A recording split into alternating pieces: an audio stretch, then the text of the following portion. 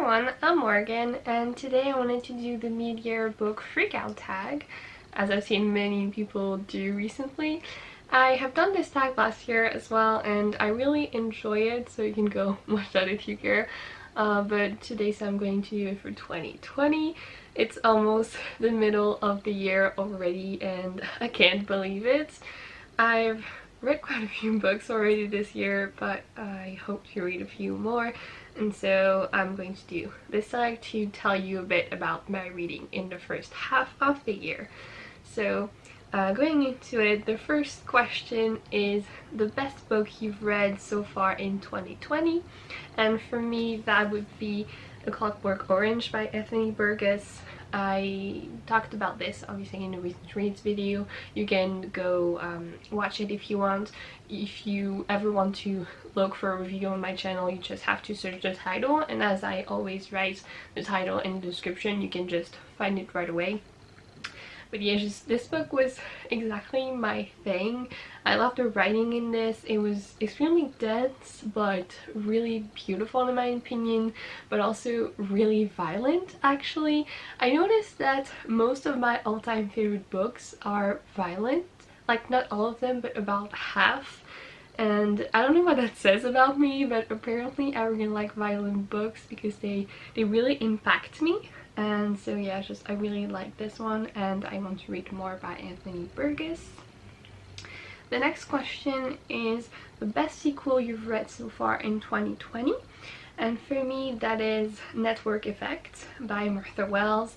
It is the 5th book in the Murderbot Diaries. I have been raving about this series ever since I started it last year. I love it so much. Murderbot is one of my favorite characters ever, so it was amazing. And also the 5th one is the first full novel, so it was so fun.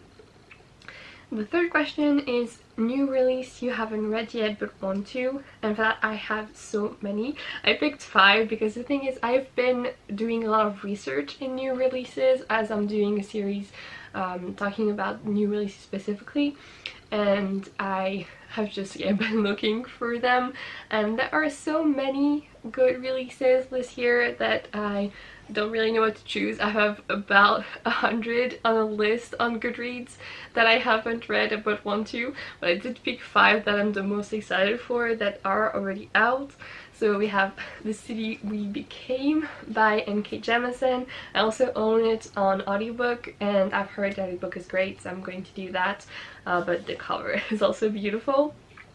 I have Again by Lockhart, The House in the Syrian Sea by T.J. Klune, which I've heard is middle grade, and T.J. Klune is an author who writes a lot of LGBTQ+ books, so I don't know if it's the case with this book, but I'm still really excited for it. I also have The Vanishing Half by Ruth Bennett, which I've been seeing everywhere. It's out of stock right now, but I did order it, so I have no idea when it's going to come. And the last one I wanted to say is We Are Not From Here by Jenny Torres Sanchez. I heard about this one in a video by the Book Riot channel.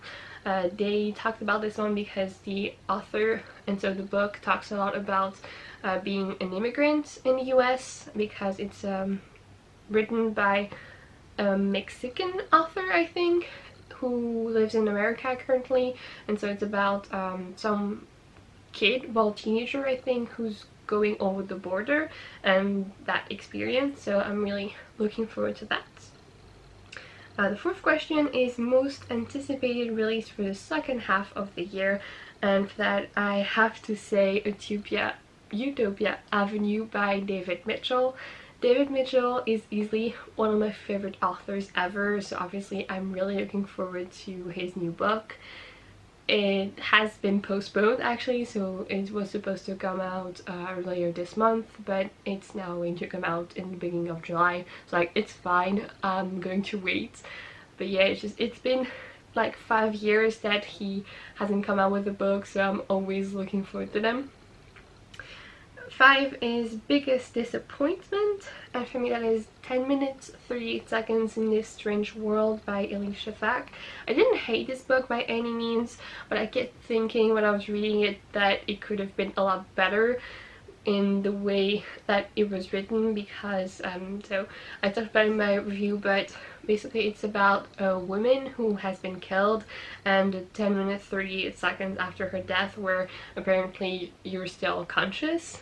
And so the first half is about her and just thinking back on her life and introducing some of her friends.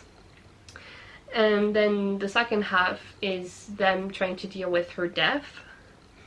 And I just was annoyed by the fact that we changed perspectives. Like I wasn't into the other characters, and I thought it could have been better if the book had been a lot longer, and so I would have gotten to know those characters before being thrown into their perspectives.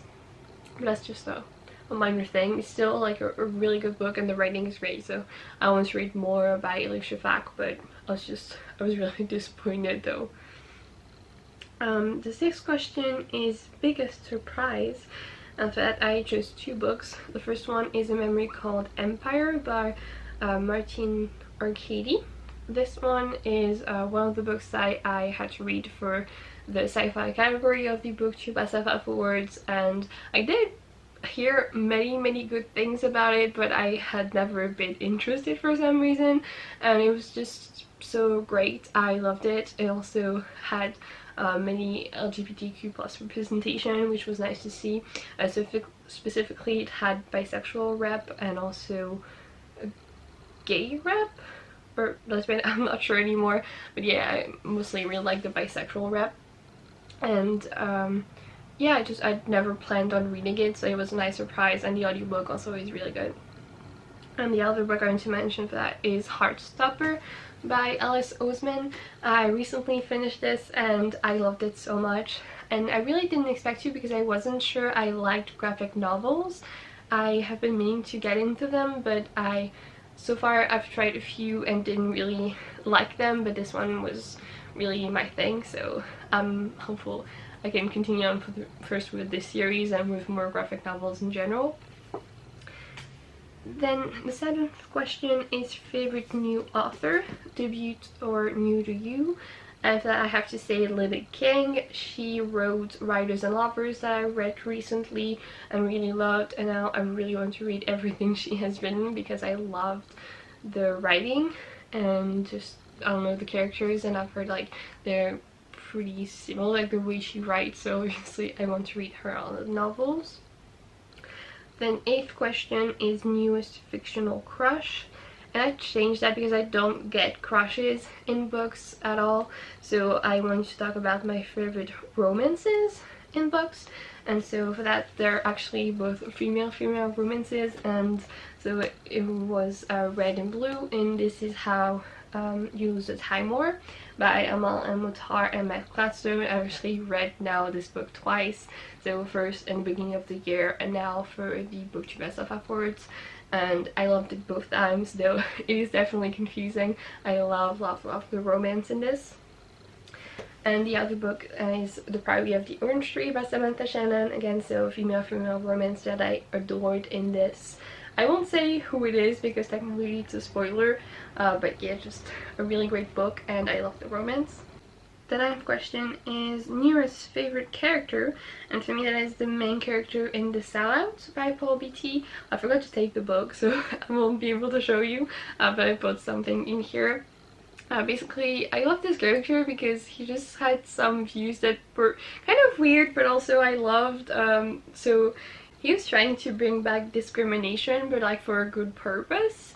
And you know, like the main character is black and the author as well, so it's not like racist or anything, but it was just really fun to see like how he thought. It's not a character that I have seen before at all, and I really enjoyed it. Like I thought it was fun but also really smart, so just a really great read.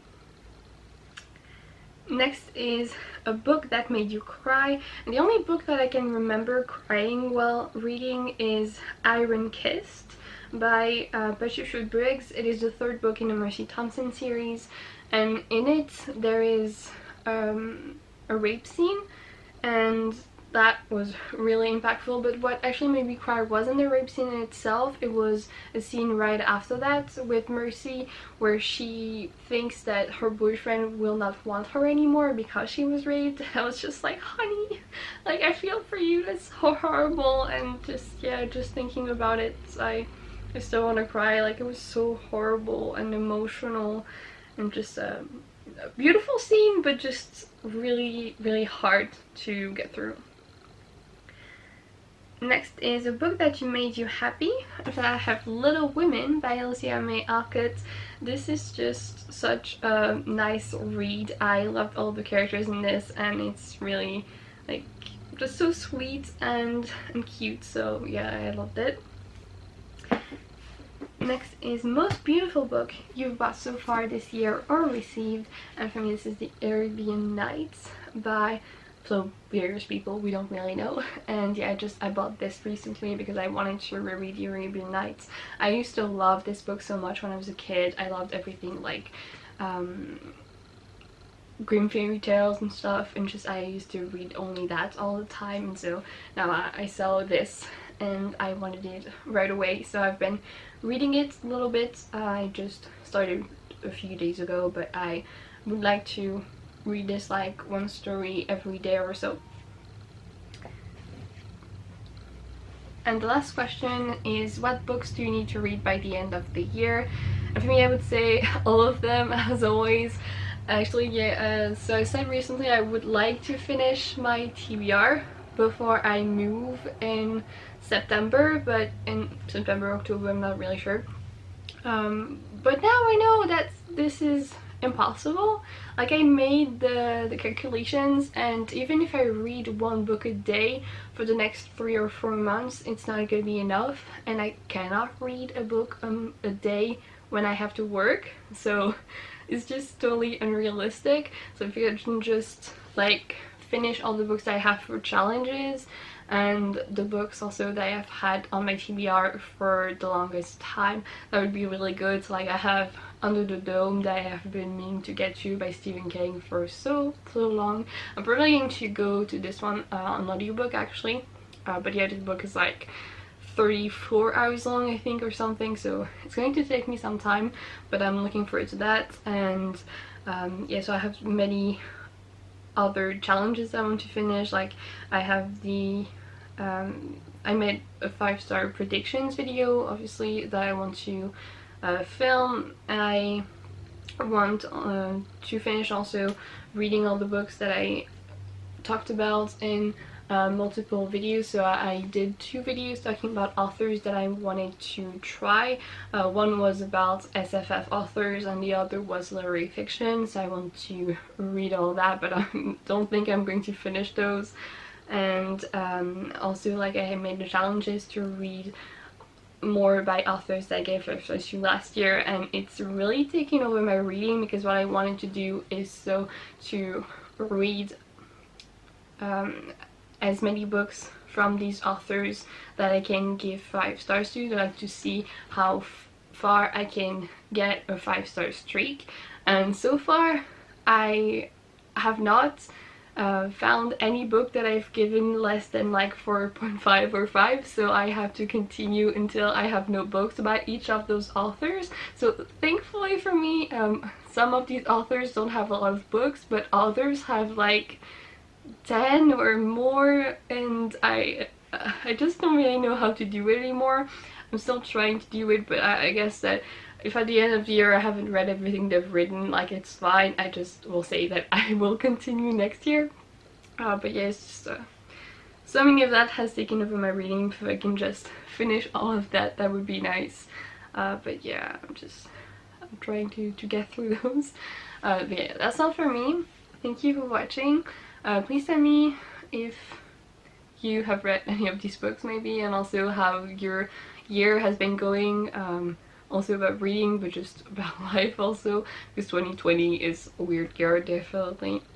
But yeah, this is how my reading has been going, pretty well. I've read so many good books, so it's really nice. But yeah, that's all for me. Thank you for watching, and I hope to see you soon in another video. Goodbye! Dream I know, deep up my feelings.